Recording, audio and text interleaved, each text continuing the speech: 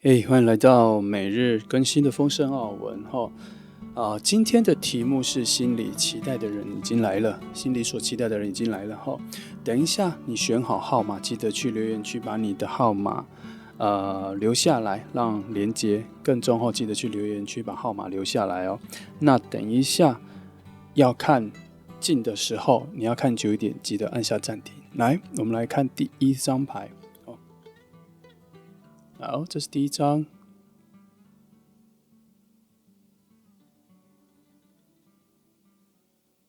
好，再来，这是第二张。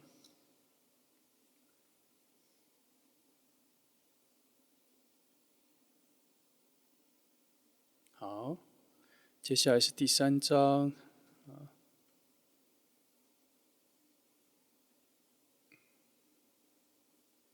好，那我想你们都已经很会选了哈。那选好了，我们就开始咯。好，那我们就从选择第一号牌的朋友开始哈。我们一样会先从5张牌来看一下整个能量的基底哈。好，来，我们先把5张牌选出来哈。等一下哈，就这个哈。第一张是圣杯8，我觉得是个不错的能量的开始了哈。至少水的能量还蛮饱满的哈。今天的题目是你心里所期待的人已经靠近了哈，心里所期待的人已经靠近。来，那基于这张，我再翻2张天使的卡牌来看一下这个能量哈，去定义一下最基本的样子啦。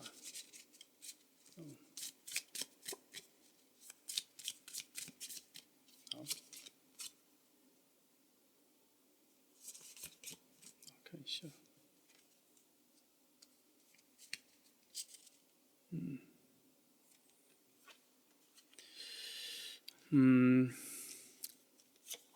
基本上哈，他以他现在的状况来说，应该是到了一个新环境。他现在你注意一下哈，他离你蛮近的。那他如果在工作上，他应该就是刚来的新员工，因为他现在处在一种很多东西都很新的状态。那他这一个的新，是因为他刚刚从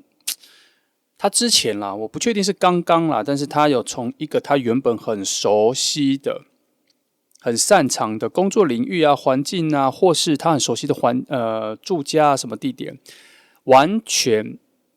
移到了他现在所在的时空里、时间空间里，所以他会有一个新的状态，那是他的身份上是新的，位置上是新的。那所以他现在身上有一个假象哈，他身上有一个假象叫做看起来嫩嫩的，很菜，其实没有哦。那是因为他现在的形象的需要哦，他的形象的需要。我没有很确定这一个牌是讲的是在工作上或什么啦，我没有确定他一定是在工作上，但是你认识他的时候，他会用一种新的身份出来，新的朋友、新的员工哦。但有一个很不错的点是，你跟他一开始认识的时候，并没有很强的陌生感，不算有什么陌生感，很快就能够熟悉起来。我不知道，我觉得这里给的一个牌面上的直觉，就是有从一种熟悉感做出发。因为底下你们的能量的连接力道蛮强的，哈。不过它不外显，它是慢慢的、慢慢的浮出来的某种你们关系上的牵连的一个力道。白话一点讲，就是好像你们感觉很有缘分。白话一点讲是往这个方向讲。那 OK， 我觉得这个起步蛮好的，至少，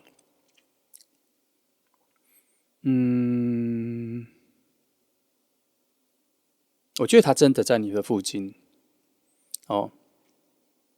那你跟他的互动有，而且你的注意力有放在他身上哦，你对他有好奇心哦，你对他有好奇心，因为你们有互动了嘛，所以我才会说你们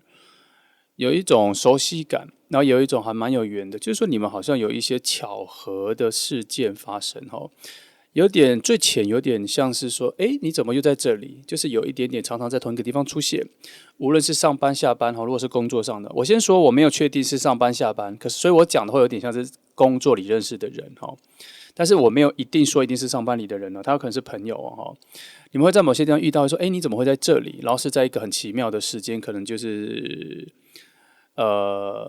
平日的中午或者什么的，或者上班时间在外面遇到，这样会有类似这样子的巧合，所以你跟他会有一种常常会觉得缘分很重的感觉。那这一份感觉就带来了某种熟悉感哦，就是完全不那么陌生啦。你第一次看到他跟第一次接触的时候就没有觉得那么陌生了哦。主要不是水能量带来的啊、我觉得是火风能量所带来的。所以你对他是能有产生一些好奇心的哦。那至于他那边看你哦，我觉得他比较被动，他比较没有察觉到这一份感觉，他也没有你这么的觉得巧遇有这么大的兴奋，他只会觉得好巧啊，然后就没有往下延伸这样哦。性格上的不同啦，所以从这边可以看出来，他性格上是没有那么容易兴奋的人，情绪能量不够，没有那么强哈。我觉得他土能量偏高，呃，不是他稳重，或是他的人比较稳，情绪比较稳，而是他本来就对于情绪敏感的东西感受力比较低，共感能力比较低哈。我这边所看到他的形象各方面，眼神专注力比较没有那么强哈，比较弱一点，比较呆一点，哦，反应会慢一点，哦，反应会慢一点。那他要达到你这一个心理遇到的这一个悸动跟情绪比较高昂的时间会比较慢一点，但是不代表他会比较弱，他对你的感受会比较弱，所以你跟他的相处可能前期会有蛮多的遇见，然后慢慢的有感觉。那这边有一个小小的讯号是，如果你遇到这个人，感觉还蛮有缘分，你必须要多主动一点去邀约他或什么，因为他比较被动，但他不会拒绝。哦，他习惯性的被邀约，习惯性的不太提出自己的想、渴望、想要这样子。他想约你，他也不太习惯性提，他没有那一个手腕，他没有那个技巧，但他也不会觉得，他心里也不会浮现说很想约你，可是却没有约的，然后觉得很遗憾或什么没有，他就会觉得想约的时候就会有约的念头，但大部分时间是没有的，所以他会处在一种比较被动的状态哈。那从这里可以看到，你们不一定是工作上很近，可是你们确实是很容易遇到。那你主动性的能力，我觉得都在你这里啦，主动性的能力都在你这里哈。因为我觉得以能量场来说，它算是才刚进入你这一个范围的能量场，你的能量比较熟悉现在的环境，它的能量还在适应，所以它还没有那么悠游自在的感觉，所以会比它原本的被动性格再被动一点点哦，所以闷一点会再更闷，它还要一点点时间。那你可以当做是它在这个新环境里面的引路者，你可以这样子。所以以这种能量的条件来说，你对他的主动跟邀约或什么带他去哪里什么的，这一个角度会让你们的感情比较近。那你可以观察一下你附近有没有这样子的人哈。那我必须说，你们一开始的接触上的时候，并没有直接往爱情的能量那边去发展过去，它比较慢，你也不会觉得是往那里走，你只会觉得这个人很熟悉、很有缘的感觉哈。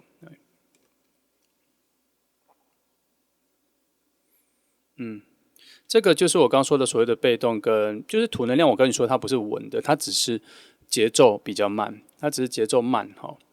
那这个是建立在你们的关系里啦，就是说它需要被推动，它需要被加强跟提高速度。那不代表它能给予你的反应跟回馈跟感受力是偏低的。刚刚有讲过，呃，只能说你需要拖着它走啦。哦，那但我有一点点好奇，他始终都是这样吗？还是只是一开始在这个环境的事情？还是他现在这段时间让自己的节奏放的比较慢？之前可能节奏比较快，然后长时间影响之后，然后现在可能会变得比较慢。我不知道，我在想说他是不是有其他的影响因素哈？我翻一下。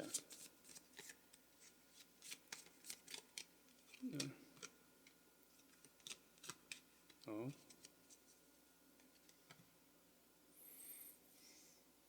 嗯。果然果然被我想到了。他现在处在一种比较保守的状态，我觉得，因为他可能之前是因为他从另外一个环境里换过来他现在在这一个新的环境里面，不是说他不熟悉，他在适应，不是，而是他的心态上起起落落。他现在属于一种可能之前有被欺负吧，或者什么，反正他之前可能有一些不好的遭遇，他现在变成是一种比较防备性的性格。那这个性格不是最近才改的，而是可能有一段时间了所以呃，所以我觉得他只是最近这个的模式是这样啦，他不是长时间这样，因为他底下还是有某些情感比较丰沛的水能量在里面，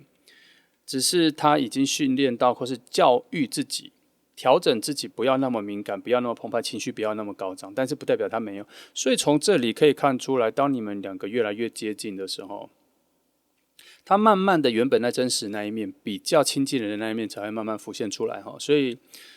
才说你需要主动一点，然后把这一份他这个感情给他提炼出来啦。他有啦，他有因为我一直都觉得他从这一章，虽然是这一章是8，然后变成是这样子，他虽然变得比较安静、比较呆板、比较钝一点，可是我不觉得他原本是完全没有水能量。从这边就觉得他应该有，果然从这边发展出来的时候是有那只是需要一点时间去挖掘所以他这个人是他欠相处啦如果你你也知道我在说谁，或是你会这个人的话，他需要你再更多的主动了那你们会找到，你慢慢的相处什么的，你们会找到别的模式，你们自己的模式。那这个模式也是算偏稳定、偏安定，就是说你们可能会有一些邀约，可是会定时的，或是也不会很长，然后出去时间也不会混太久，大概到一个时间他就会回去这样，但是可以零星的约，可以零星的培养感情然后你们的关系会有一种慢慢会产生一种依赖感然后会习惯，会慢慢习惯彼此的出现如果你想跟这个人越来越靠近，要用频率跟次数来建立你们的关系，他没有办法一气呵成，他没有办法用某种惊爆点、奇异点就让你们增加两个人的感情直接加深，他没有那个点。主要是就算有这个点，他现在的感受力也不在那里，他没办法感受那个点的珍贵，那个特殊点的那个针对特殊事件对你们来讲的珍贵性在哪里？他没有这个点，他感觉不到，他必须要一点一点累积才会出现简单来说，就是他心态上是没有那么抓马的啦没有那么多的电影细节，没有多的电影的关键时刻，比较没有这种东西所以需要时间相处。这个人的那至于今天的题目是你心里所期待的那个人的话，你看到讲到现在差在哪里？差在他现在有一个墙挡着他心里的那个最原始的个性。那他会出现在你今天这一题里面，表示他内在的能量跟各方面你所渴望的那个条件，他其实是有的，只是他现在是被封闭起来的，他没有展现出来。他现在其实是拿出另外一个防备心、保护的面具跟样子，再去跟所有人相处。他不是故意的，而是他在之前可能有一些不好的感觉，让他武装了起来。那他已经习惯性武装了起来，就像是这个壳已经粘在他的皮肤上，他有点忘记拿下来，或是没有办法拿下来了。但是要慢慢的往下挖到深入下去之后，如果不能说如果，应该说往下下之后，它会有一些对应你的能量会跑出来，跟对应你的性格会跑出来。也就是说，现在跟之后跟你更亲近的时候，个性会不太一样，但是他还不会把那一个部分的个性跟样子显露出给比较不亲近的人，他还是会有一层层的保护的状态啦。那这个部分可能就不会完全剔除掉或改变，除非要有更加深入到你跟他的关系之后，你才会发现，然后这才是你跟他关系里面的珍贵处吧，因为只有你会看得到。只有跟他亲近的人才看得到好，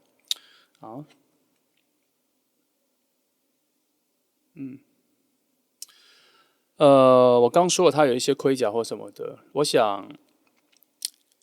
虽然我刚刚讲的很轻巧了，说你要尽量亲近他了，什么内在的他的个性就跑出来，可是我觉得这个是不容易的，因为他心里其实对于其他人的一些好奇心、感受力、对生命力的渴望和对人的信任，目前是说在一种比较悲观的状态里。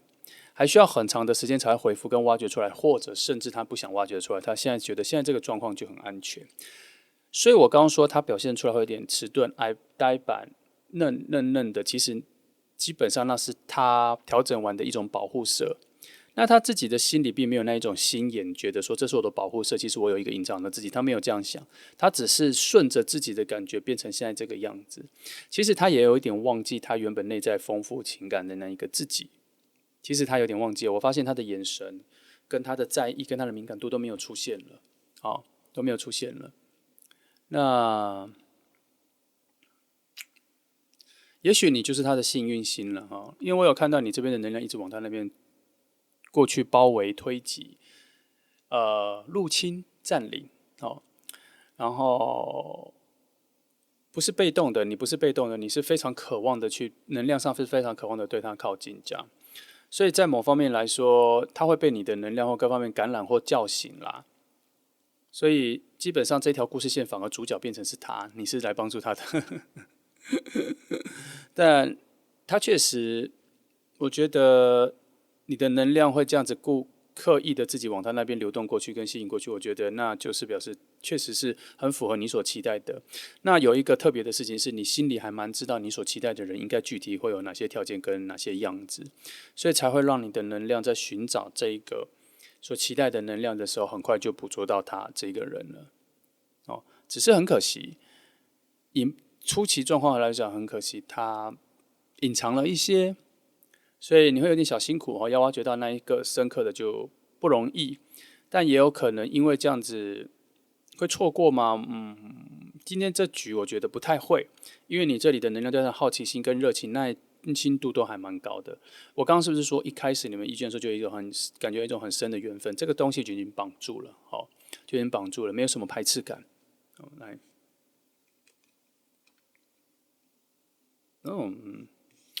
好。这个不错啦，这个牌出现的时候，我觉得反而有点安心哈。你对他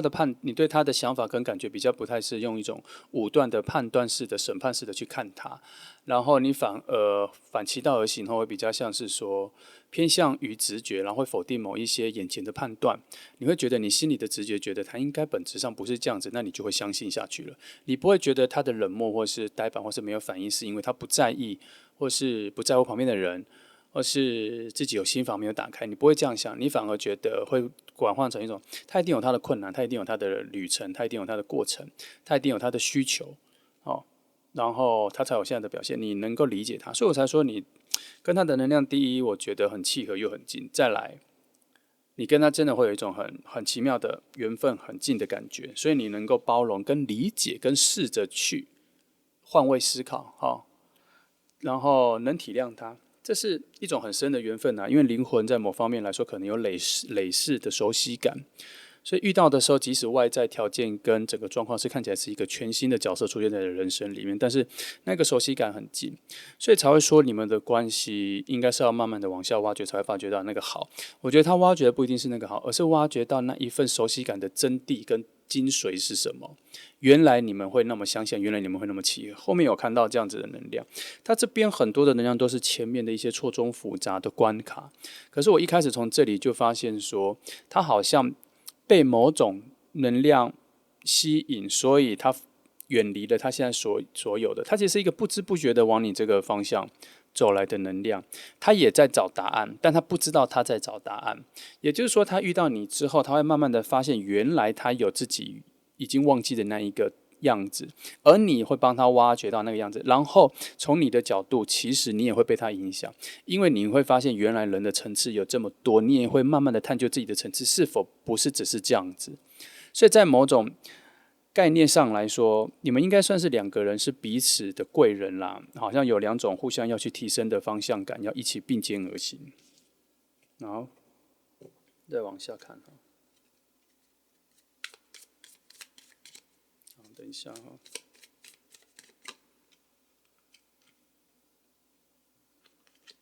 好，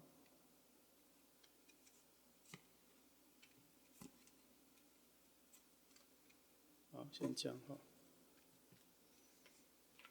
先该做先不看了。那以这里来说的话，对，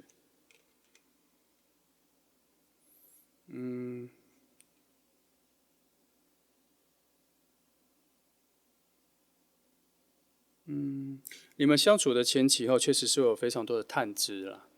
探知跟不理解，这个非常正常，非常正常。因为我发现他现在有一个面具跟盔甲保护着他，这是他需要的。那反而这个点，我反而有一点不小心发现，你好像也有这个部分。他现在好像有一个讯息在提示我，告诉你说，你现在的样子状态，无论你是觉得满足自己、满意自己各方面，你有一些成就感，觉得自己还不错，过得不错，这些，他这里好像有一个提示说，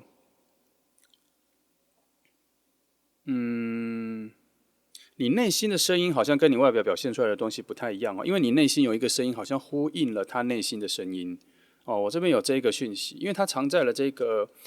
月亮牌和后面哦，就是你们彼此心底都有一个未知的自己需要被探索，需要被探索，所以才让你们两个相遇。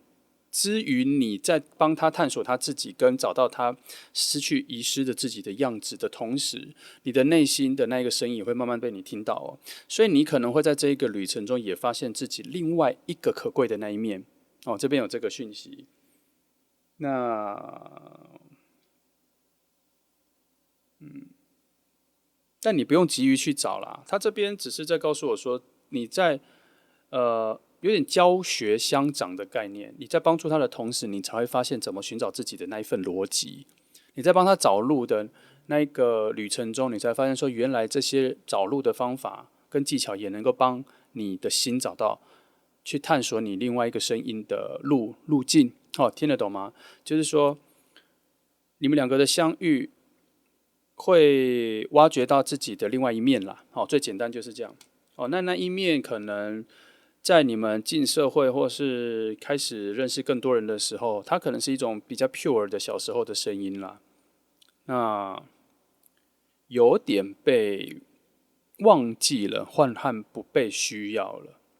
哦，那他现在这一个生存的假面具啊，或者什么包装武装，我觉得用假面具也是有点不太对了。反正就是他有一个武装的状态，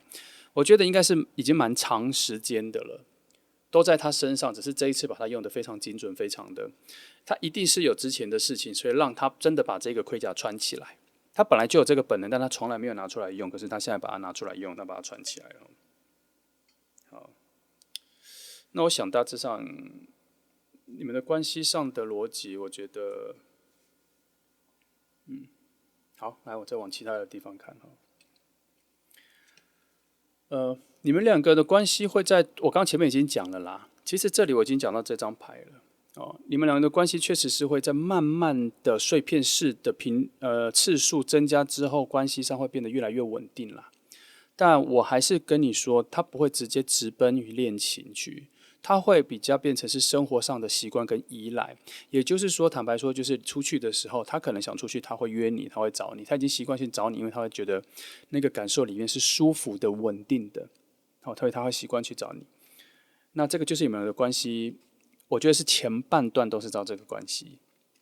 哦，不会很快就进入了要交往或恋爱的角度，不太像往那个方向走，或是不太像直奔那个方向走，但是并没有说完全不往那个方向走，是有啦，只是时间还蛮长的，因为圣杯国王所在的位置，我觉得它算是比较后段期，也就是说，你们的两个关系要到某一种稳定期，信任度要到比较，就信任度要到比较高昂的时候，才会有一种爱情的情愫才会慢慢爬升起来。那它是需要在比较高级的精神面的时候才会爬升起来。所谓的高级的精神面，就是你们的信任度要变得偏高了，关系的信任度偏高，需要度、依赖度也会偏高。哦，甚至有一点点顺序会偏，可能会变成朋友，然后变得比较像家人之后，才会比较衍生出到爱人的位置。因为它这个位置在爬升的，它这张牌所在的爬升的位置是在比较高级的啦。哦，所以我才会说可能会先成为朋友，然后进而像家人，才有可能进入到恋爱的角度去哈。那所以可能你知道我在说谁，那你要先珍惜现在跟他的这份关系，因为他后面会有一些改变。那你要帮他一起，或是跟他一起度过他这个改变，你们后面在一起的时候才会有很好的事情可以回味，才会知道说你们两个价值的可贵性在哪里。我刚前面是不是说，他其实水的能量、感性能量是比较偏低的，但是他后面觉醒之后，他也会知道说，原来前面你们的关系跟你们的情感是什么。他没有像你比较能够巨细靡遗的去用言语具体的去形容什么是感觉啦，他比较没有。但是后面到了你们关系的成熟度或是形容度偏高的时候，他就会开始能够形容了，那就表示他明白了你们的关系的价值跟感情是什么。那也因为到了那个点，那这张牌圣杯国王的牌，它的爬升的力量就有了。那你们就会慢慢的才开始就会有爱情的能量往下走。来，我看这个。这里在想说，其实这两个都是逆位，然后逆方向了。他现在就是说，如果你是渴望着往爱情那个方向走的话，时间，目前没有那个船往那里开，能量没有东西帮你们往那里送。这里两个都讲了一样的事，没有往那里送，也没有快速的，即使有往那里送的能量，也是慢慢的没有往那里走。那节制牌在这边，希望你理解一件事情是，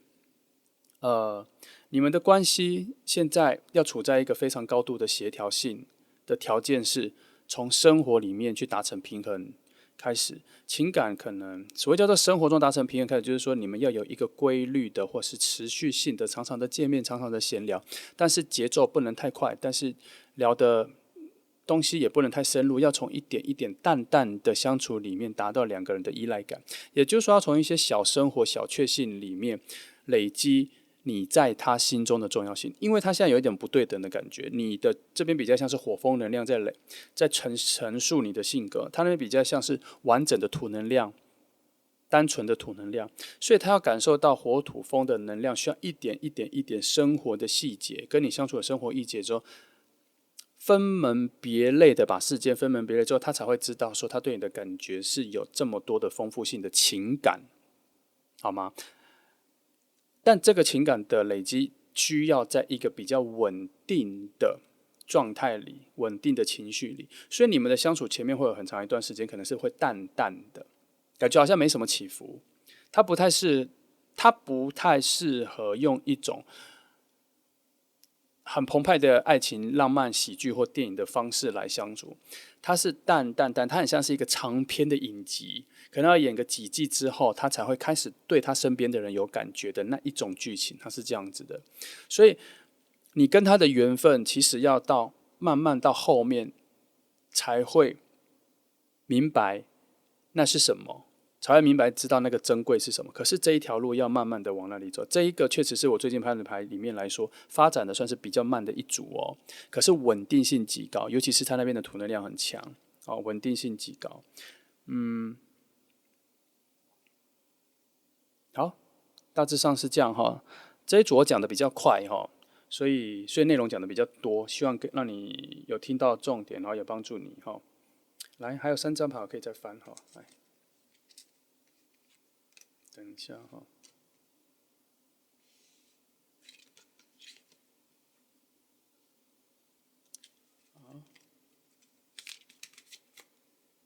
就这3张掉出来了，那就这3张吧。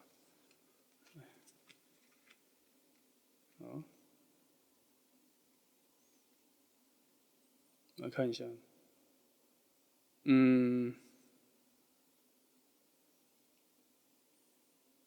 一样哈。这边也在说，你们的关系慢慢的往前走才是对的路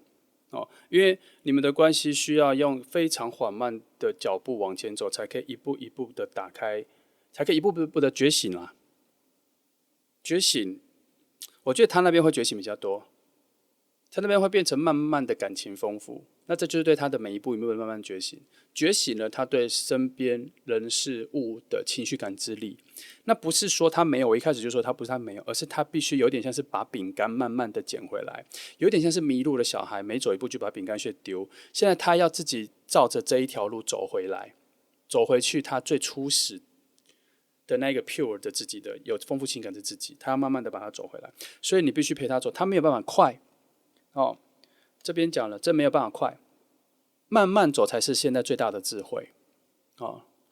没办法快，那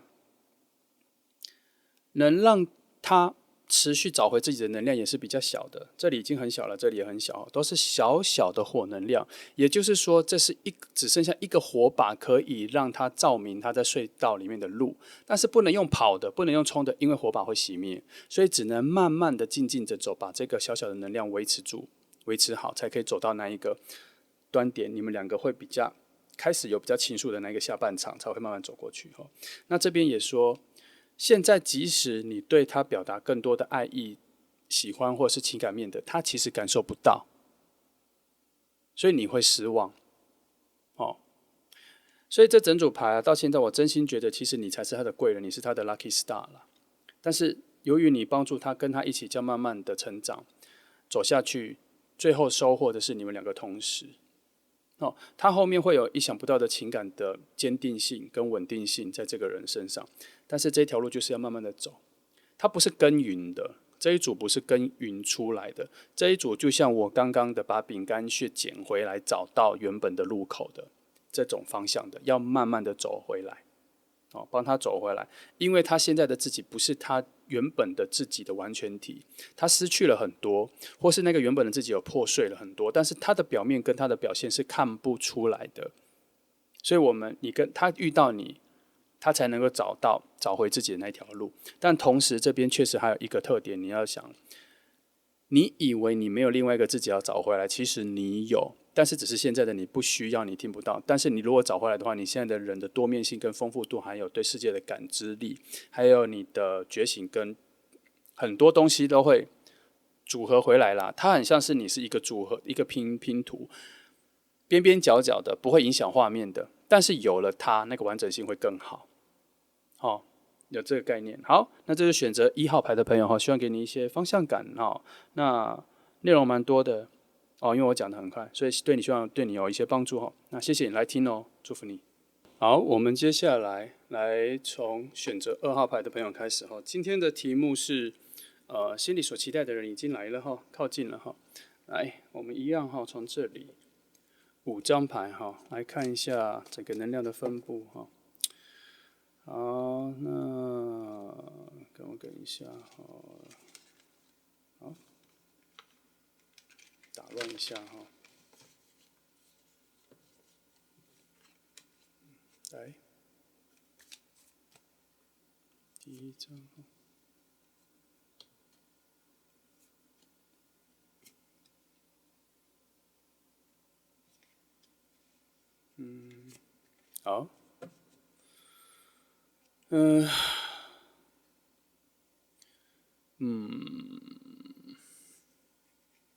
圣杯侍者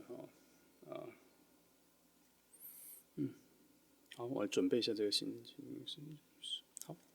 来我还是另外抽2张这个天使卡来看一下它的其他的暗示的能量出发好，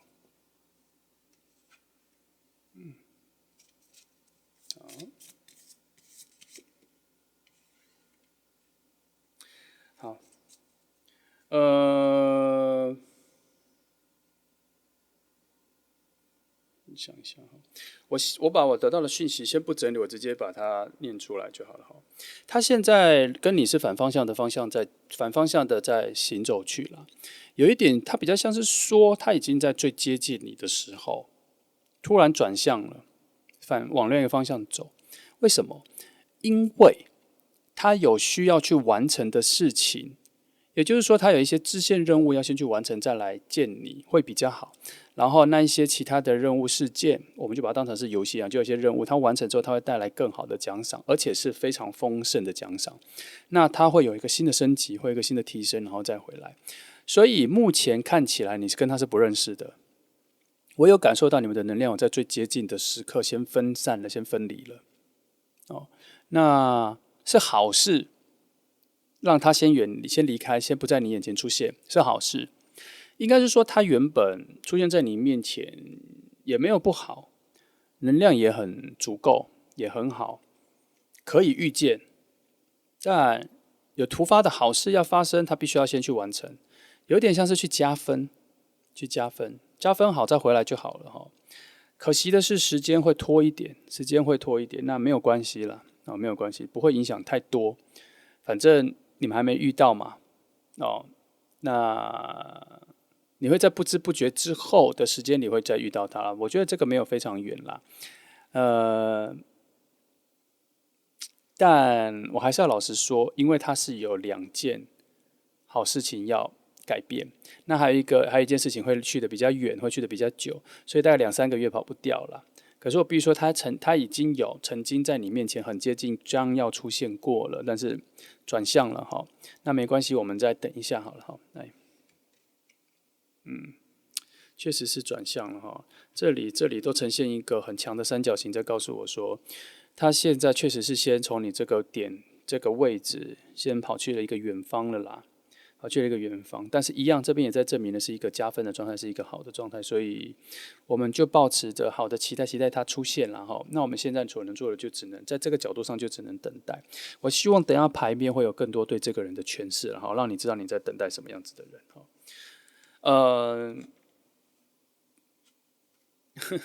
好，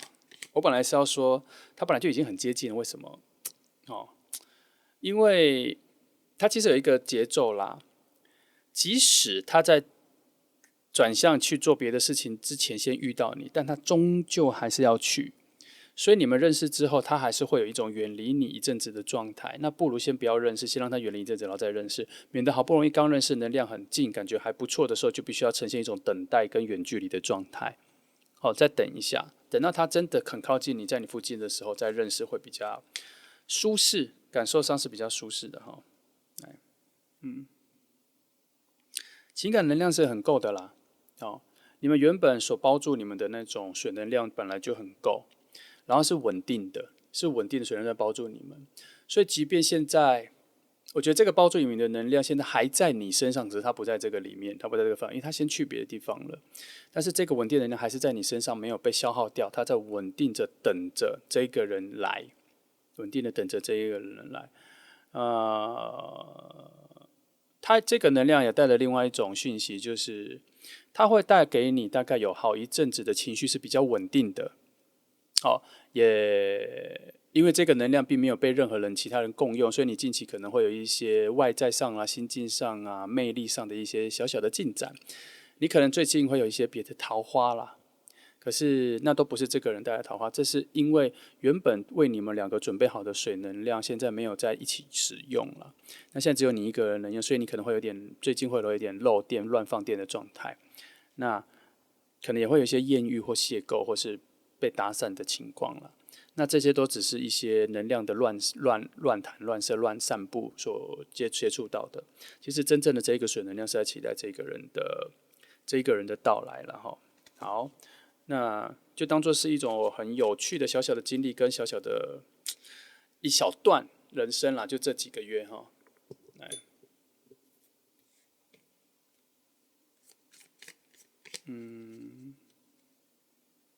好，我本来想翻，但我发现好像其他的可以先好，那这边有说一件事情的，其实除了这个人之外，你这段时间其实也会有也会有遇到其他的人。可是因为主要是今天这一题是你心里所期待的人靠近了，这个远离你的人才是属于你心里所期待的人。但是你最近我这边跟你讲说，你会有一些其他的桃花或是一些新的邂逅认识，它会带来一些未知的人。可是这些未知的人在某些能量上，从这里看起来是跟你没有那么搭的。因为它是处在一种难以捉摸，而这个难以捉摸的讯息也包括了你不想捉摸跟带给你麻烦跟负担啦。所以近期有一些可能感情能量不是说都要全面不接受，而是如果觉得没那么顺，就不要那么快速的投入，就轻描淡写的去当做交朋友就好了。因为它用一种逆向的月亮牌来说，它其中有很多难以预测的失控状况、未知，都不是带来惊喜的，它不是意外惊喜，它有蛮多难以应付的未知状况，但是要在更深入的时候才会遇到。所以这里要先提醒你说，你现在人生走的那个方向是在慢慢的走到要跟他相遇的这个路径，但是这个路径因为你这边的水能量并没有被两个人分担所应用，所以你现在有一些蛮好的水能量还在你附近，所以你会呈现一种蛮受人喜欢的状态，所以会吸引到一些你不想期待的人，可是不想期待的状况哈。来，好，那这边有在提示你哈，你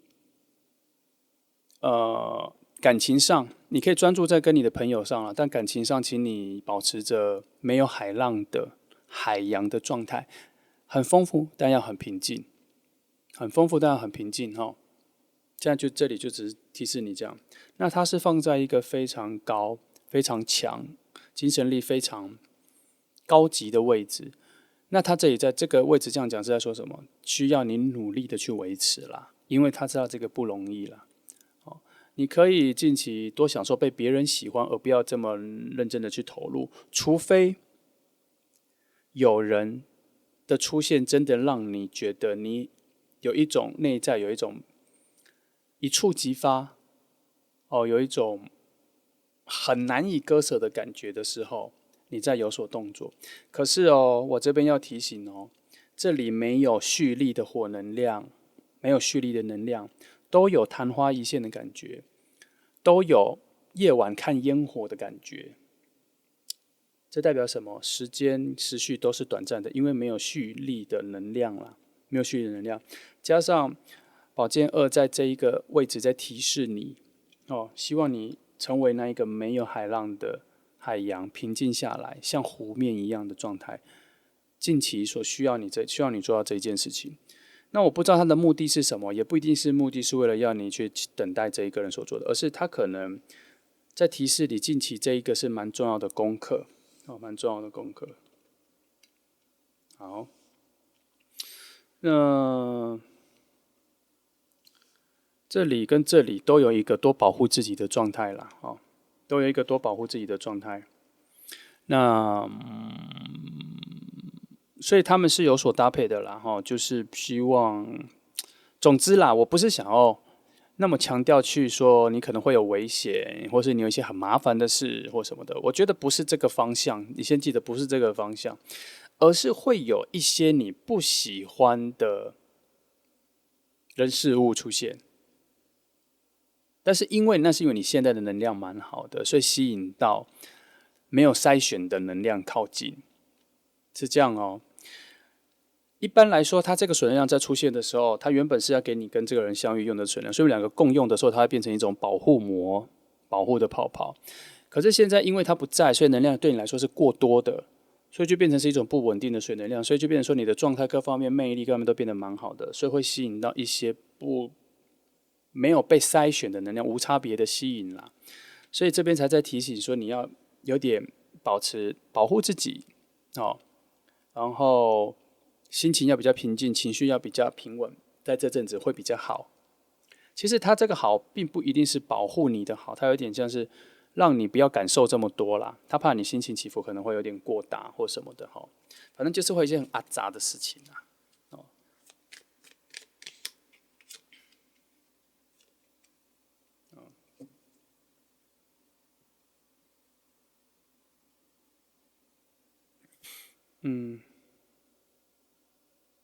好，你看这边又再强调一次这个路径呢是需要平平稳稳的往下走所以从这里一直往上到这2-3张牌，他都在告诉我说，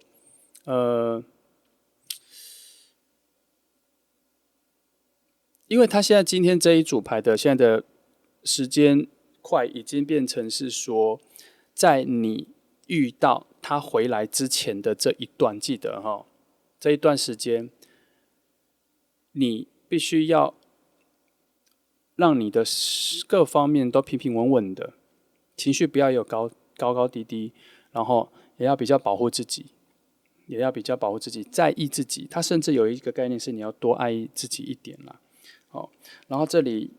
到这里，他在说这一段路有一点长，就像我刚说的有几个月，你可能会有一点孤单的感觉，但是请你去找你的朋友，你的朋友能帮助你。但是对于爱情这一方面来说的话，是处在一种有一点点难以控制的未知情况，所以如果没有特别好的人、新的人、陌生人、新的朋友、新的邂逅的靠近的话，尽可能的以保护自己跟不要有太过度的反应给对方为基准。好，因为这边除了讲说你们在相遇的那一个时间距离是有点长之外，还有你近期其实对自己的自制力、情绪的稳定能力是贫乏的，土能量是贫乏的，水能量太多，土能量太少，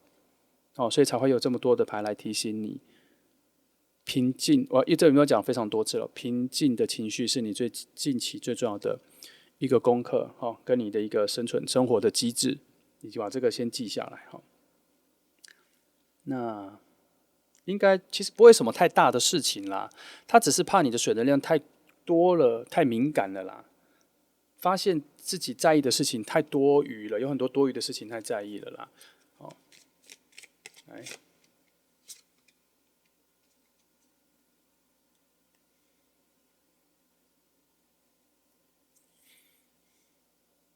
为什么又翻了这两张？这两张应该这里已经出现了。好，如果他不小心翻出来的话，我就来看一下。一样啦，这个跟这个对应差不多只是它有点加重了啦。也需要你可能要忍耐啦，这一阵子可能要忍耐。我先说，并不是你最近的运气不好，所以要忍耐哦。主要是因为你的水能量现在太好、太丰沛了，所以会吸引一些阿杂的事情来。可是这水能量也带来了非常多的，第一，你人缘会变好，你会变好看，魅力会变得不错，对你好的人会变多，然后最近也会变得比较 lucky，好吗？然后也会受到比较多人的照顾。这是好事，只是我刚刚没有讲，水能量有很多好的东西，只是它会吸引一些比较奇怪的事情也会一起来。所以才叫你说要用平静的水能量，因为你现在水能量太多，会有点难掌控，它不在你所能负荷的水能量的量，所以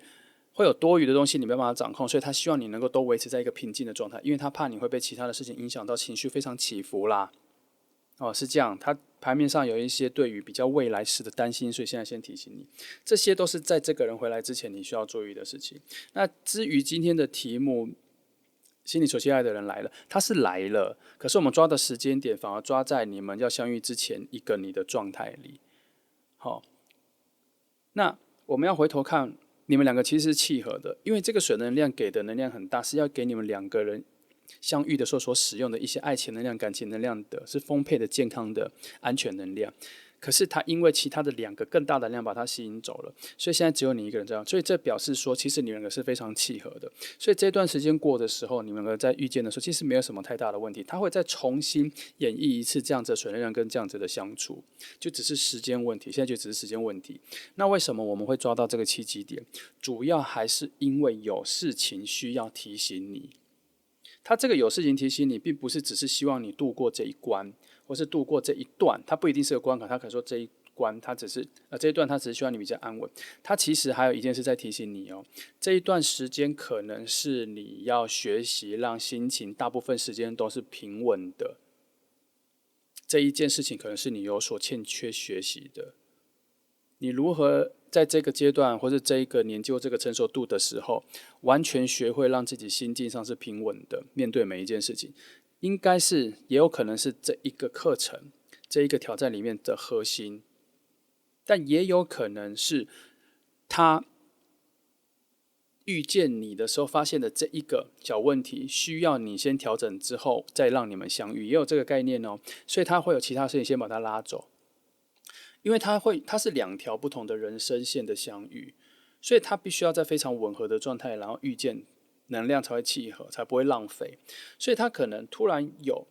以我们现在来看，突然可能有两个他的事件、他的挑战，或是他的礼物馈赠要先去领完再来。但也有一个可能是你这里有这一个最后相遇之前最后一个任务要先完成，也可能是这样子的方式在形容哦。所以他这个任务就是。你的情绪还没有达到非常好的一个平静值，可能还差一点，也许你觉得很好了，但是还差一点，所以他需要有这一块，让你调整一下、学习一下、经验一下。我说的是那种人生经验的经验一下。哦，没有什么不好，因为这段时间也没有很长，就几个月而已。那它自然而然它会在那边，然后又出现这样。时间线有时候就是会这样。好，那讯息就是这些啦，然后我再往下看哦。不要把它当成是你最近会很倒霉，不是这个讯息了哦。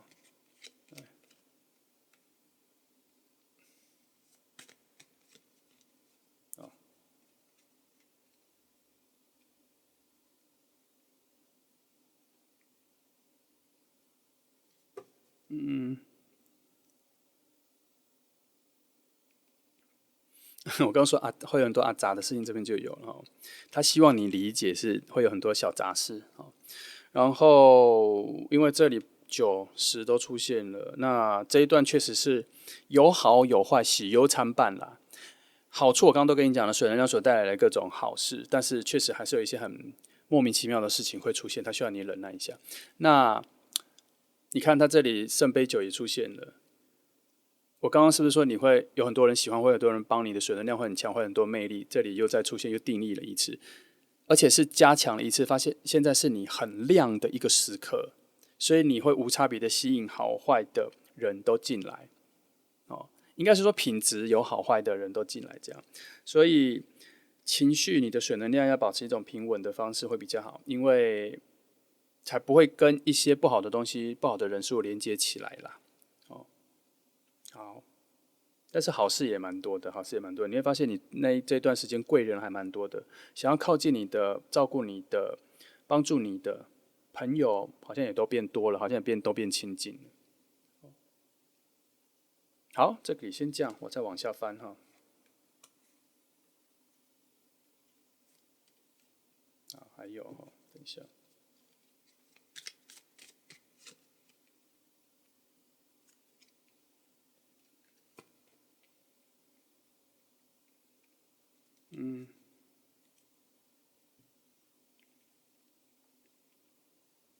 这里宝剑三放在这个位置，其实是在强调说，近期是没有什么爱情的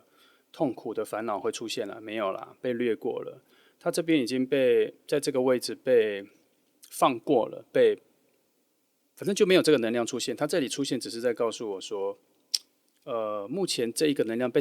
稀释掉了。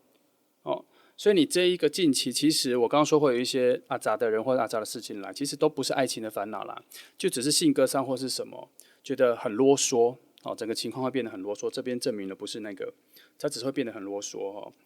然后这里哈，那我刚刚说你可能最近朋友会变多，对你的人会变好，没错，最近确实有蛮多人会帮助你，会在你旁边，所以你近期也可能会交到一些新的朋友或什么的。那也会得到也会认识蛮有智慧的人啦，所以这一段时间你可能会有一些新的开窍，对于交朋友或是听到一些新的言语，内在的价值观会有一个新的提升哈。虽然跟我们今天的题目都没有关系，可是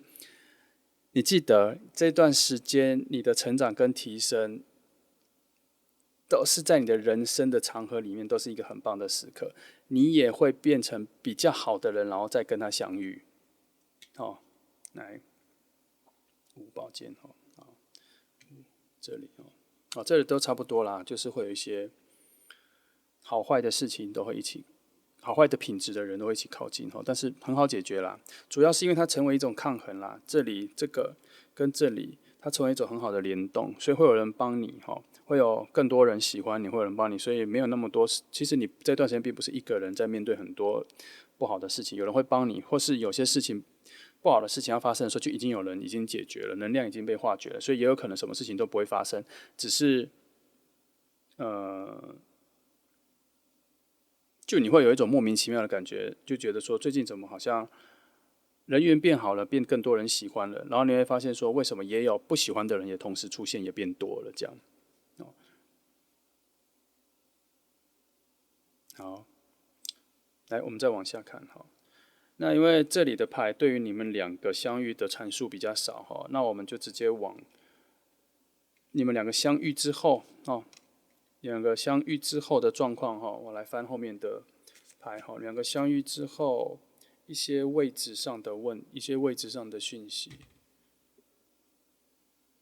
就是可能说为什么要让你们两个相遇哈？那你们两个在你们两个的人生之中扮演什么样的角色？还有你们两个在能量上是否还是会有一些摩擦或是火花哈？来帮你看一下。好，不要用这一个，用这个好了。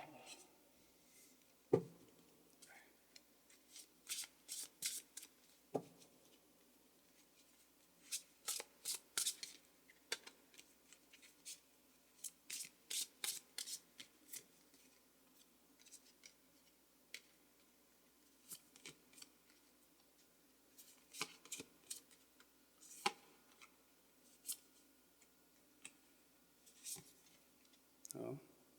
看一下哈。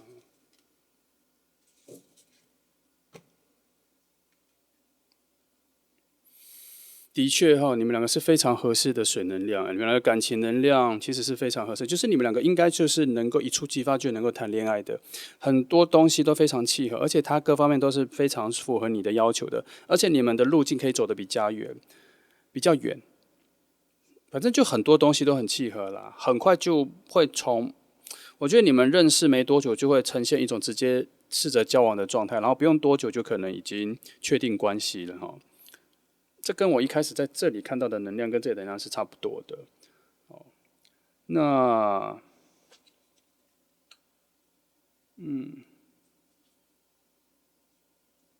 那你们两个后来在一起认识之后，你们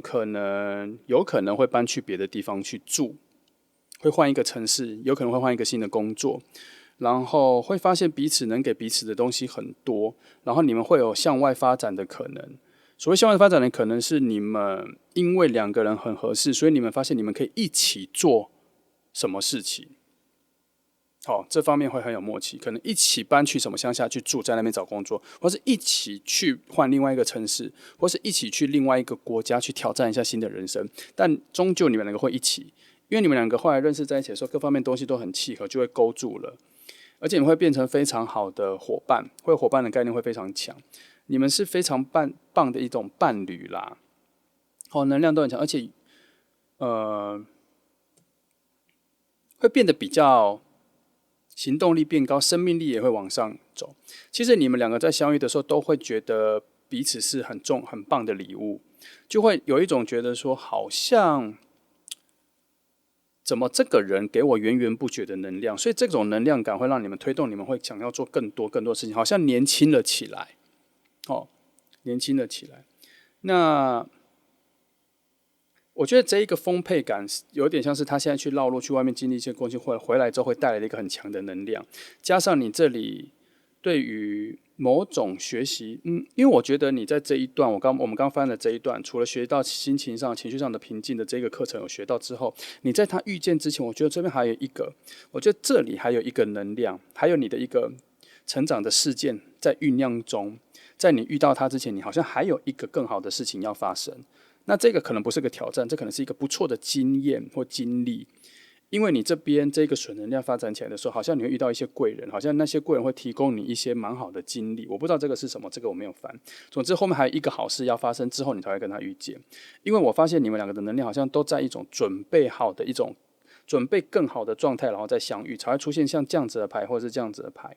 你们才会有一种分界线的感觉，在往一个新的方向前进。因为现在能量有一种奔放到更遥远的位置，而且是两个人同时并行的。好，所以很可惜我们今天没有抓到后面啦，因为可能他那个还有点太远，没有办法那么细致，反而是这些比较细致的先帮你抓到一下。然后我这边是在看，如果你们两个更接近的时候，会不会有一些吵架，会不会有一些摩擦？可是结果也没有反而两个人在更接近的时候，会有一些比较梦幻式的想法。也就是因为那些梦幻式的想法，让你们觉得说你们可以去挑战很多的事情。你们两个好像能把一些两个相处时间的一些玩笑话变成具体的实践一些。譬如说，我们要来一个3个月的旅行。本来只是个玩笑，后来发现说好像可以成真，可以实现，然后两个就开始计划，然后发现两个人可以互相支持，然后两个为了这一个准备为了这一件事情而做了很长期的准备或存钱或什么，就两个人就出发了。那个能量跟契合度、节奏度都非常的相近。我本来要找到说你们会不会各方面摩擦，可是发现你们之间的摩擦很少，反而认同度很高，好像你们两个有互相依赖的感觉，所以对于彼此的困难跟意见不合的时候，耳朵都能够倾听，能够体谅到对方，因为你们好像有更大的感觉在心里。那更大的感觉比较像是说，我们的默契跟我们的共识度早就大过了这些小小的意见不同或者小小的纷争而已。它甚至不会变成是今天吵架，明天就会好了，不是这个，而且甚至会更快，有可能现在讲一讲，几分钟之后就又回到一个稳定的状况里。原本只是一个小小意见不合，可能几分钟之后就回到一个稳定的状况里，这是你们两个能量上非常契合的一个状态哈。我觉得很可惜啦，看到后面你们两个的合适状态这么好，都没有抓到后面，也没有让你们两个一开始就相遇，然后我们就直接推敲说你们现在的状况或什么，再来人是没有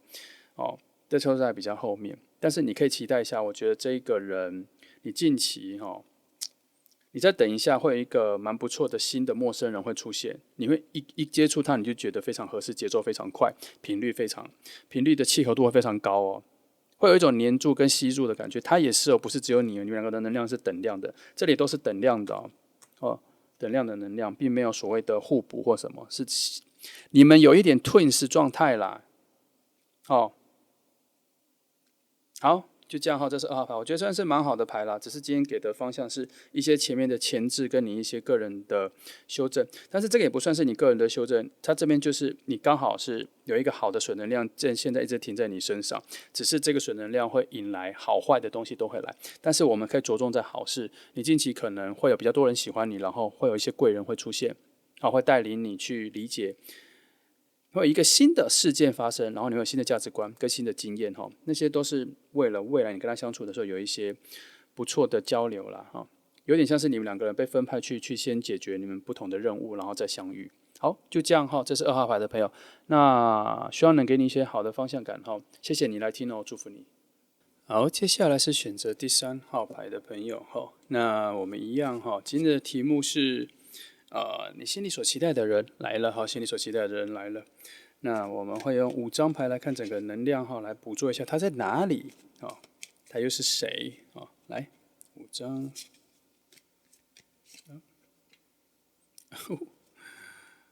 不错，等一下我再慢慢解析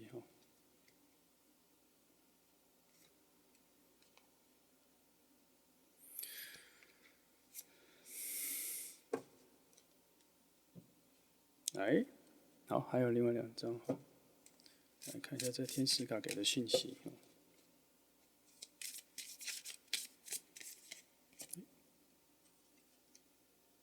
好，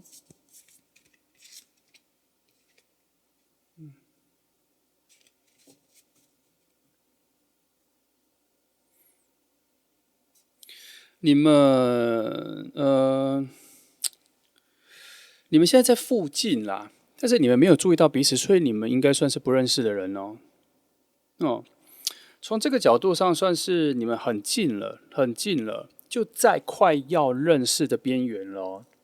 就在快要认识的边缘。那只是还没有认识到，因为他逆向了如果他是正位的话，你们是已经看到了，只是看到了还不认识，看到了还要看到了知道这个人的存在，但现在是连这个人存在都还没有出现，但是已经很靠近了已经很靠近了，因为这个能量它是已经蛮靠近的了。可是因为这2张所代表的某一种对岸的感觉，彼岸的感觉蛮重的，所以只能说非常靠近啦，但是还没有，应该说你们已经在往要相遇认识的路上了，而且去的目的地是相同的，然后你们会在那个位置、那个路径上会相遇，只是就是现在还不认识了。可是内在有蛮好的火能量在支持，有很好的火能量、火水能量都在支持着，而且算是一种保障，保证你们会相遇，保证你们会遇到，能量有支持着能量是非常健康的，只是方向感来说，现在是有一点相反的啦，有一点相反的。也就是说，以时间上来说，你们现在两个绕路了。原本要相遇的那一条路，呃，反正终究会遇到了，只是现在有点绕路了哈。以时间感来说，所以再等一下哈，因为已经真的非常靠近了。那这边应该是说已经会开始讲一些你们相遇之后的状况哈。你们的基础架构、四方能量都是非常完整的，它能显化你们一个蛮完整的爱情。因为这一题来讲，我们说渴望的路径是要走爱情的，这里会有，因为魔术师牌都已经出现了哦，而且它又在处在一种建立你们两个人能量的架构的条件上去做一个定义，也就是说，你们能够具体显化爱情这一个关系，爱情这一条路。那如果他在这个关系上，在这个节奏上出现的话，表示你们相遇没多久就会进入交往阶段，所以你们很有可能一开始遇到的时候感觉就蛮好的，而且整个情愫、整个感觉就是要直接从试着交往这条路上开始，他没有要从你们在做朋友，没有这个关卡都跳掉了哦。只是现在阴错阳差的走了一个反向的路啦，但是拖了一点时间。通常会拖一点时间都是有理由的，通常会拖一点时间都是有它的原因的。哦，那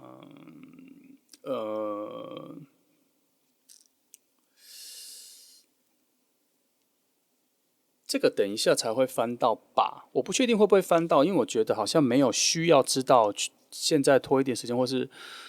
走反方向的原因，这里没有觉得需要知道，只是我觉得它唯一的定义就是先拖一下时间啦，可能要避开某些情况吧，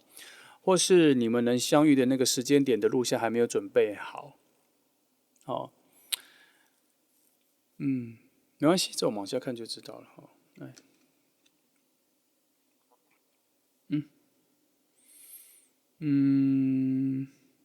很奇妙的是，你们两个相遇之后，会有一种他为什么说你们两个相遇的时候就会有一种蛮好的情愫就会起来，然后你们两个很快就显化，然后进入爱情状态？因为你们两个遇到的时候会有一个忘了自己的状态，好像会很想为对方付出跟做很多事情的状态。这边有看到说你们一开始一遇到的时候，很快的就了解彼此，然后立刻就能发现说你们能够互相支持对方，帮助对方，帮忙对方，然后无论是生活和工作，不知道，反正会有一些某些事件跟条件是让你们两个更加亲密的。有点像是说，可能聊到工作上，你会发现你或他都发现说，哦，我们做的工作是相关的，我可以帮你做，可以支持你现在的案子，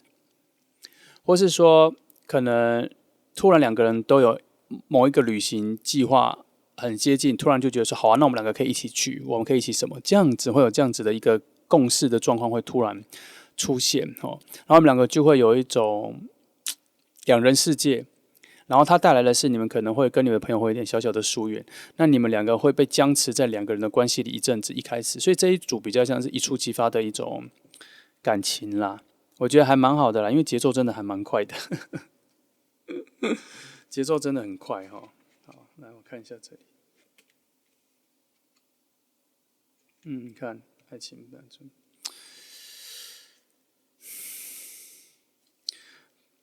这一组爱情牌哈，它放在比较远的地方，它比较远的地方比较像是说，你们的感情不是那一种遇到然后很快就燃烧殆尽的那种快速的，没有啦。它比较像是一种，你们会一直保持在一种刚开始认识的那种甜蜜期，你们前面的甜蜜期会蛮久的。你们彼此，你们的相处好像还比较会去找到一些新鲜感，而且你们很有趣是，你们还会刻意的保持一点距离，不会说一开始就非常喜欢，然后就每天见面，没有。你们有一种高度的信任跟依赖感，让你们有安全感，觉得不需要那么常见面，或是不需要每天见面，每个礼拜见一次面就已经亲密度非常够了。那你们在相遇之后就能够安排比较长远的事情，所以你们能够一直有一种保鲜期非常长的感觉，契合度非常高啦。主要是因为魔术师牌一开始就出现在一种四方能量都非常完整，还不是互补。它这个比较像是说你们两个是一种重重复状态、复制状态，会变成是两个好能量的相遇。有的时候它有一点多余啦，所以才会有一些余力是能够为对方牺牲，能够多为对方付出的一种感觉，互相的质量还蛮强的。好，目前看起来，除了时间上被拖延之外，其他后面相遇之后的能量都非常的，我觉得是非常的完美。我很少会用这个词啦，可是因为前面拖了一点时间，所以我就觉得，好啦，就可能这个等待是值得的，这样哦。好，那你们两个在慢慢相处之后，你们会找到自己的生活方式，很有可能一开始就住在一起，还没有试着先去对方家就觉得好像可以住在一起，节奏非常快哦。因为你们的默契非常强，然后会有一种新的生活感，或是住在附近，那你们会尝试着去很多地方，然后你们的相处状况会跟你们的朋友相处状况不太一样，个性呢各方面也会有所改变，然后内在会有一种非常安定的感觉，好像有一种来到了新世界，遇到这个人之后，好像有一种新的情境，什么跟你自己一个人待在家，你跟他一起跟你自己一个人待在家的状况会不太一样哦。整个情绪啊、感受啊，然后节奏感也会不太一样。那你们会慢慢堆砌出新的生活方式，所以我说你们可能会很快就住在一起，因为你们对于新的住家或两个人生活有很独特、很独到的想法，然后你们两个是非常有共识的。但是我觉得你们可能会选择比较保守的方式，因为愚人牌那个倒吊人牌在这里，所以你们可能会从比较多的旅行去理解对方的相处方式。也就是因为这里出现说，我刚刚你说你们不会很常见面，因为你们对于彼此的信任跟安全感很重。所以你们可能会保持距离，也因为有这个保持距离的关系，就是说原本你们会觉得说其实可以住在一起，但是会先从一些比较多次的旅行去理解彼此的生活方式跟生活状态，基本上是不会有什么问题的，不会有什么问题，只是你们想要这样子去试，主要是因为你们四方能量都有，土能量会在这个时候会发威起来，哦，但它不会变成一个主导性啦。它就是会达成一个平衡，所以你们会在蛮高的自制力里面来经营这一份爱情。哦，不会像一开始一股脑的就觉得很适合，所以就要很疯狂的什么没有，主要是因为魔术师牌在啦，所以风土水火能量都在，所以它不会有一些非常破格的事情发生，或是非常偏激的事情发生，都会在一种非常稳定的状态里去安排跟成长你们两个的爱情世界。甜蜜期会变得比较长，是因为你们在理智上面知道怎么控制保鲜度，不需要把那个能量一下就用完。好，好，算是一组非常有共识的组合啦。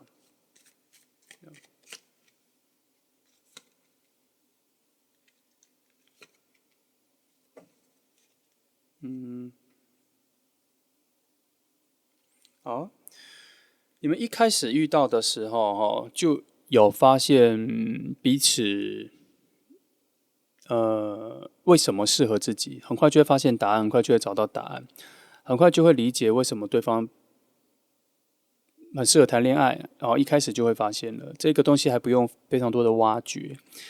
我觉得它有一个很快速的确定性啦，在你们第一次见面的时候，我觉得主要是因为频率很合啦。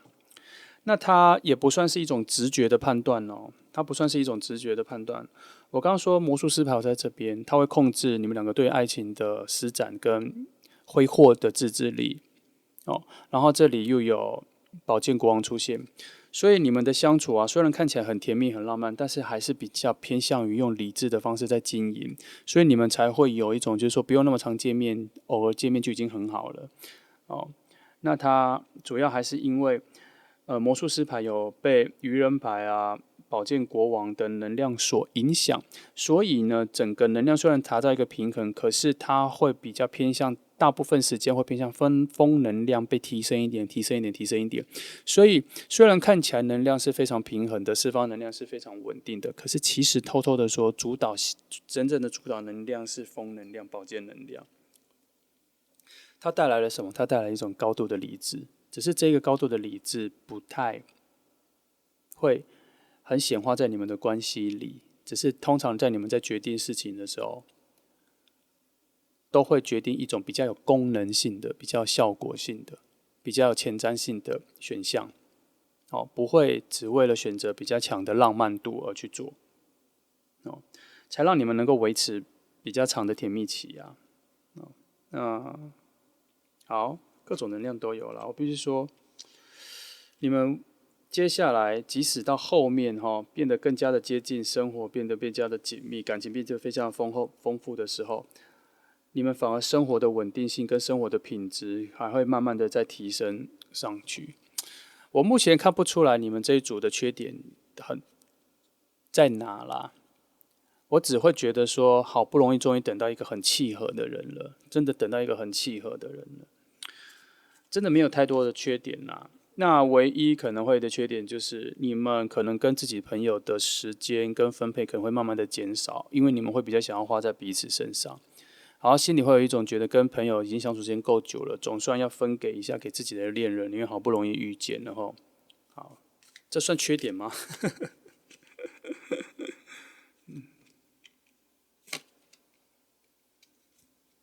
直接翻哈，因为我想找缺点。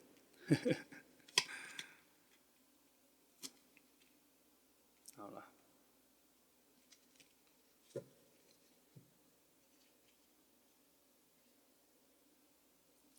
好，水能量还是很多哈。那你们两个确实是一种 twins 的状态了，是双胞胎的状态，你们两个是非常契合的啦哈，所以你们两个在沟通上或是有意见不合的时候，都很快就能够达成共识，没有什么问题。那这边有要理解一件事情是，你们两个的节奏很快哦，而且你们两个会讨论到比较遥远的事情哦，所以有可能会有一些新的挑战出现哦，会有一点点想要有一种大动作。譬如说两个人都想换工作，或是两个人想要去找一个被动收入是一起经营的哈，或是想要两个人一起换一个房子住在一起，这也是哈，反正就会有一个跟现在一个完全不太一样的决定啊，会在你们两个互相扶持的时候、互相支持的时候会做出来。那这方面有一点也算是有点过度浪漫的决定了。哦，那这个时候宝剑能量就会出来。可是我这边确实是有看到你们两个人相处的时候有一个瑕疵出现了，就是你们常常有刻意的去控制你们彼此对浪漫的想象跟对浪漫的感受。就是说有的时候有一点过度浪漫的想象，譬如说你们会美化很多浪漫的感觉，就是过得比较浮华、比较不现实的时候，你们的理智状态就会回来。可是当下应该要更浪漫一点，增加一点新的甜蜜的时候，可是你们两个人同时理智就会跑回来，就会觉得不需要多做这么多浪漫的东西啊。譬如说，你们想要去，这次打个比方哈，譬如说你们两个看到一间餐厅，然后什么的，好像很适合去那边约会，然后吃东西这样。然后，如果你们的水能量够强，浪漫水能量够强，那你们两个就会决定去，不会太在乎说要吃多少钱，要花多少钱。可是因为你们两个的关系，有的时候保健能量、负能量会起来，所以你们两个会在这个时候会去看价钱，然后会因为价钱有点不是你们所喜欢的，然后你们就不想去营造这个浪漫的气氛。这是一个比喻哦，会有点这个状况。或是看到一个非常好吃的甜点，或者是什么，或是很贵的马卡龙，可是你们当下如果就直接买来吃的话，可以感受到一种很甜蜜的状态。可是也会因为觉得它太贵，然后你们两个就不想买了。会有一种这个状况，会有一个理智的状况。旅行的话也是哈，有可能会觉得说想要去一个很浪漫的国度，可是因为可能搭机转机要花很多时间，然后你们会因为这个因素就放弃了。可是其实那个地方是你们两个都很向往的，可以增加你们两个的浪漫的甜蜜程度。可是你们会在这个地方就会挣扎起来。那这三个比喻就是在告诉你们说，你们两个的关系里面的。我觉得，如果硬挑的话，这个就是一个瑕疵。你们会错过了很多经营你们两个绝对浪漫的时刻，主要还是因为你们两个底下的水能量真的还蛮强的。虽然说魔术师能量在那边有控制着你们释放能量的平衡，可是我必须说，终究还是水能量跟风能量有点过多，所以这两个东西一直在控制着，在抗衡着，才会让你们两个的关系变成这么平衡稳定。但是因为金币石在这里啦，他这边有说啦，虽然这只是一个过程，你们常常讲，可是以长时间来看的时候，你们会发现你们两个的关系更加的稳定，你们做的事情其实变更多，也变得更安全。到后来，如果关系变得更稳定，真的住在一起了，然后有互相有共同的，反正不知道什么，反正你们交集性、生活重叠性更高的之后，你们再去挑战这些更极度的浪漫的时候，你们就不会考虑那么多负能量所带来的理智的判断了，你们就有更多的本钱，或是更多的本事跟时间去创造这些新的浪漫，这只是时间上的问题。那后面会有钱币石做保障，它保障呢，就是说反正没关系啦，这些事情在后面更加稳定的时候再做就好了。好，没有什么问题。那你们两个会慢慢发现，你们两个是非常契合的一体啦。哦，你们会找到你们两个共有的价值，而不是只是自己内心的价值。然后这边有发现说，你们可能会去做很多善事。哦，你们会对于一些公益的事、善事的事、世界和平的事、环保的事情，会开始有点在意哦。哦，后来两个人，嗯，好，其实你们两个相处起来，其实还有蛮多的意见不同的啦。你们其实时常意见不同。哦，主要是因为你们两个在一起的时候所激起的水火能量很强，会充满蛮多的创意跟对世界有重新的一个好奇心。因为有一个人陪伴你嘛，所以就像我时常说的，通常这一个陪伴跟稳定性够的时候，我会拿旅行来做比方，就说本来不想去的国家，现在就特别想去了，因为两个的稳定性够。那你们会有一些意见不同，是可能对于某一件比较新的挑战的事，譬如说要挑战一个新的国家，从来没去过，这方面会有很多的意见不合。可是你们的能量所带来的一种稳定性，会告诉我说，你们的意见不合都只是几秒钟、几分钟的意见不合而已，所以会变成一种零碎的分散，看起来好像常常斗嘴，会有一些小纷争，可是其实都用一种比较可爱式的、温柔式的方式就解嘲了，就没有办法。坦白说，就是你们不会真的吵起架来啦，不会走心啦，哦哦。只能说到这里，真的还是属于一种以更多的关系来说，只是真的是一个比较完美的状况。我想翻一个东西哈，因为他现在跟你走比较反向的路嘛，表示说你们现在还没有遇见。我想知道说你们最快的一次遇见大概会多久啦哈？不想要感觉这么久，来。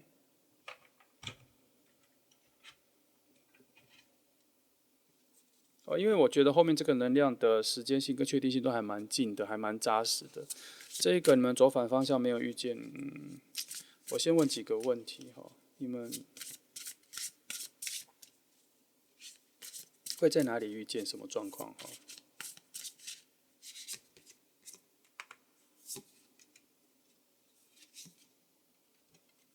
我就先随便放，我就不排了，因为我现在是直接问的哈。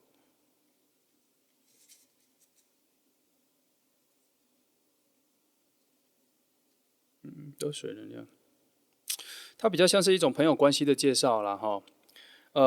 他可能会以一个新的朋友的方式来进入你们这个朋友圈，然后你们就会遇到了哈。他可能就是一个新朋友的状态，不是工作的，是新朋友的状态哈。因为我有看到，然后这一个连接不是你会去注意到的哦，就说你是一个被动型的，所以他是一个别的方式所进来。那他这个朋友，他跟你的朋友的关系可能是工作上的关系，或是一种错综复杂的关系，就是说也不是很紧密，可是他就突然因为你的朋友的关系，然后就出现这样。那他其实哈、如果没有这一个连接，他其实你们是不会认识的哦。你们能量其实很近哦，可是他还是会有这个桥，因为他这个时，它有一个辗转性啦，辗转性，然后还有一种人际关系的多重性。其实这里他并没有直接说你们会因为朋友的关系所以遇见，可是我这边有看到一个人角色的多样性出现啦，然后因为水能量有出现，所以我发现说他应该是因为某个其他的人，然后让你们遇见。因为我问的问题是这个，那那一个场合跟那个遇见的场所，可能都不是你熟悉的，是一种很特别的场合遇见。他可能也不是因为你特别去参加什么然后遇见，我觉得这可能有点像是类似这样巧遇啦，就有点像是说你跟你的朋友出去，然后他跟他的朋友出去，就你们中间有认识的朋友，然后互相的聊起天，然后什么的，然后你们两个会注意到彼此，好像这一个就是一开始你们所见面到，然后你们两个就非常在意对方，所以可能会找一些话题或什么，刚好当下会有一些契机，会让你们大家就一起去哪里去喝酒啊，或者去吃饭或什么的，然后你们就连接到了，就是说这一个你们相遇的情况不是你所预期的，跟也不是你所习惯那个方式，它会有一种非常巧合的方式遇见这一个人。哦，因为我一直觉得你们这关系有一种一触即发的瞬间啦，它不是一个比较正常的方式、比较常态的方式见面哦。目前看到是这样，你可以期待一下啦。所以记得多跟你朋友出去哈。来，我看一下时间上，我大致抓一下时间上近跟远就好了。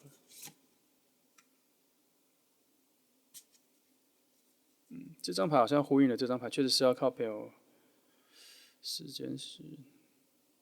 你再等一下了哈，现在可能要在后半，可能没有很久了哈，因为我觉得已经很靠近了，因为它6跟10已经走到后段了哈，所以它差不多已经在往你这边靠近了啦，哦，不会很久了，你再等一下。然后整个出现的情况跟能量场各方面都非常好，你们从一开始遇到的时候就会感受到某一种信赖感。熟悉感也有，熟悉感、信赖感会同时出现。两个对到眼神的时候，就会有一种不错的吸引力跟契合感，很容易让你们两个就互动起来，没有什么芥蒂，没有什么尴尬，没有什么害羞，你会觉得有一种熟悉感跟连接性很强，所以两个会直接讲到话都不会觉得很奇怪，不会生哈。哦，好，这组牌讲的比较快哈，因为已经都够好了，也很清晰哈，你再期待一下啦。那记得，如果你要创造跟他见面的速度的话，可能真的要多跟你的朋友出去哦。其实我觉得也不用特别去创造，因为我觉得你就按部就班的，或是照你的习惯去，你就会不小心。因为他这个跟他遇见比较像是一种巧遇到的一个新朋友。那你仔细去想想，什么样的状况你比较容易遇到新朋友的话，你可以多去了哈。因为这边有2条路，我看到的是可能在街上就遇到的，你的朋友跟朋友群的遇到，还有看到另外一个方式是可能去酒吧喝酒，或者去一个比较多人的场合里面，朋友跟朋友一起玩在一起的时候认识的。因为我有看到你们两个有一种自己个人跟个人的排除掉你的朋友之外的私人的聊天的状态，哦，所以一起去吃饭的话，就比较难有一个私人的聊天状态。因为我发现你们两个1对1私人聊天的状态，然后你的朋友们在附近的状态，那个画面还蛮强的，所以可能因为他遇到你，跟你遇到他，你们两个的主动性就还蛮快的啦，很快的就能够聊起天，好，很快的就能够激起那个好奇心，因为吸引力影响着，哈，好，大致上是这个情况，来，你再期待一下哈，好，就这样哈，因为这组牌讯息很清晰，没有很多，没有什么岔路需要去解决或是提醒你的，一切都很顺啦，就像，好，就真的还蛮顺的，好。希望你快点遇到哈。好，这选择3号牌的朋友，那谢谢你来听哦，祝福你哦。